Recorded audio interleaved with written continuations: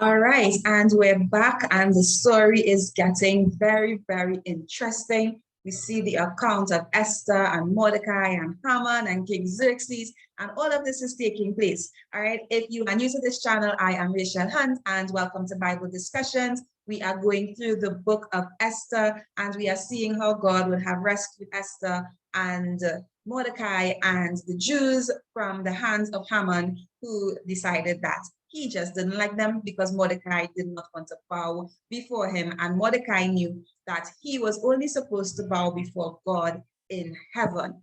So we're at the point now where we need to see how the Jews are going to be rescued from the decree that was given.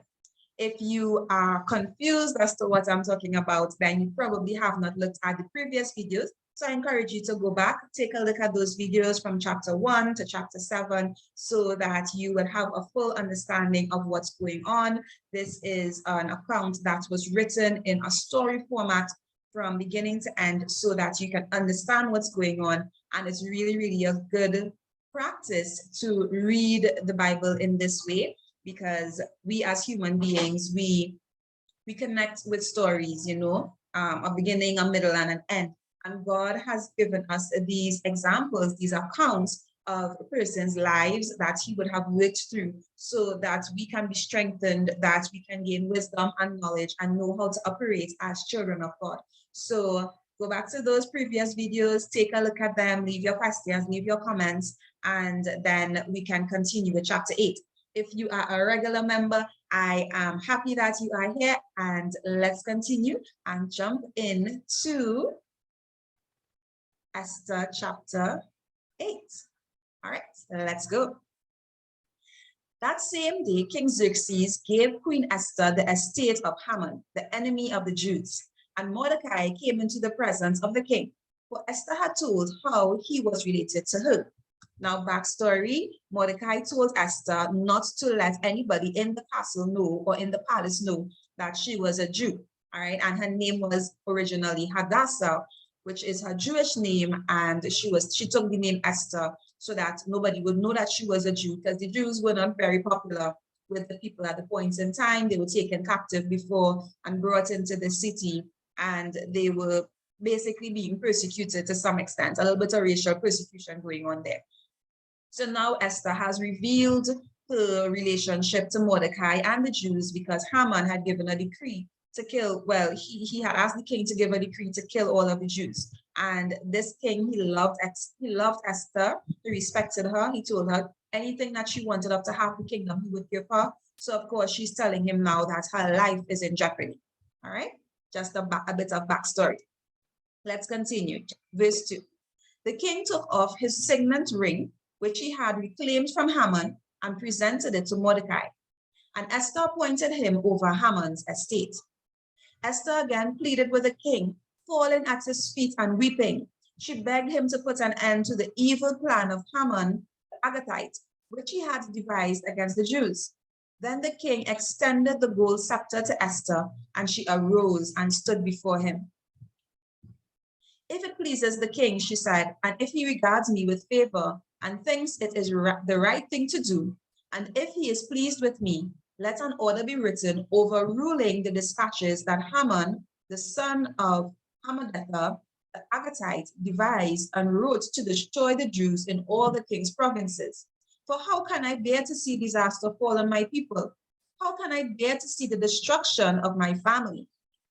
King Xerxes replied to Queen Esther and to Mordecai the Jew, because Haman attacked the Jews, I have given his estate to Esther, and they have impaled him on the pole he set up. Now write another decree in the king's name in behalf of the Jews as it seems best to you, and seal it with the king's signet ring. For no document written in the king's name and sealed with his ring can be revoked. Now there's an important lesson here, in that kings of the earth, when they speak, when they give a decree, when they seal it, it cannot be revoked. Even more so, God's word, who is the King of kings and Lord of lords, his word is law. When he says something, it is. Even if it wasn't before, when he says it, it is. All right. And that will come in later on as we discuss the laws of God and what we are supposed to understand related to the Old Testament and to the New Testament. So that's just a little point in there. At once the royal secretaries were summoned. On the 23rd day of the 3rd month, the month of Sivan, they wrote out all Mordecai's orders to the Jews and to the satraps, governors, and nobles of the 127 provinces stretching from India to Kush. Wow, it's a big place. These orders were written in the script of each province and the language of each people, and also to the Jews in their own script and language. So we're seeing here that there were a lot of different provinces, a lot of different groups of people that this information was spread out to. Verse 10. Mordecai wrote in the name of King Xerxes, sealed the dispatches with the king's signet ring, and sent them by mounted couriers, who rode fast horses, especially bred for the king. You can imagine that scene in my head. The king's edict granted the Jews in every city the right to assemble and protect themselves, to destroy, kill, and annihilate the armed men of any nationality or province who might attack them and their women and children, and to plunder the property of their enemies. The day appointed for the Jews to do this in all provinces of King Xerxes was the 13th day of the 12th month, the month of Adar. A copy of the text of the edict was to be issued as a law in every province and made known to the people of every nationality, so that the Jews would be ready on the day to avenge themselves of their enemies. The couriers riding the royal horses went out, spurred on by the king's command, and the edict was issued in the citadel of Susa. So all the Jews now know that they can protect themselves against the enemy. When Mordecai left the king's presence, he was wearing royal garments of blue and white, a large crown of gold, and a purple robe of fine linen. And the city of Susa held a joyous celebration. For the Jews, it was a time of happiness and joy, gladness and honor. In every province and in every city to which the edict of the king came, there was joy and gladness among the Jews, with feasting and celebrating, and many people of other nationalities became Jews because fear of the Jews had seized them.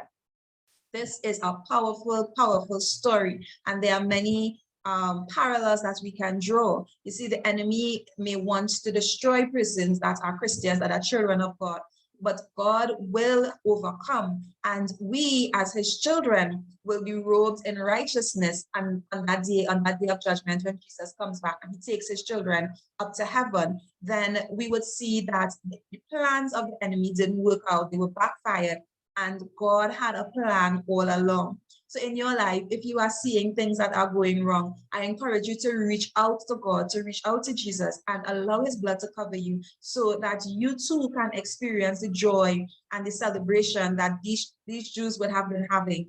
All right, that promise is for us once we are willing to walk in righteousness and do according to the will of God, as Esther would have done. She didn't have any consideration for her own life as she went before the king. She prayed, she fasted, and she went before the king, knowing that her life was in jeopardy going before the king, but she did the will of God. Mordecai, even though he knew that his life was in jeopardy, he didn't bow before Haman because he chose to live according to God's will. And we see the reward that they received, them and all the people of God.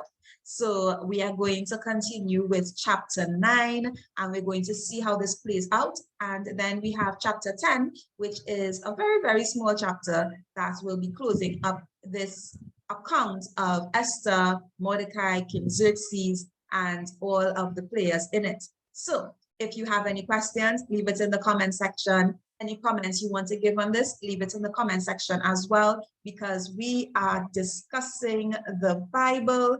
And if you haven't yet subscribed, hit that subscribe button and share this video with someone else so that they too can understand and learn more about God through the accounts that he has left in his word. All right, see you next time. Bye.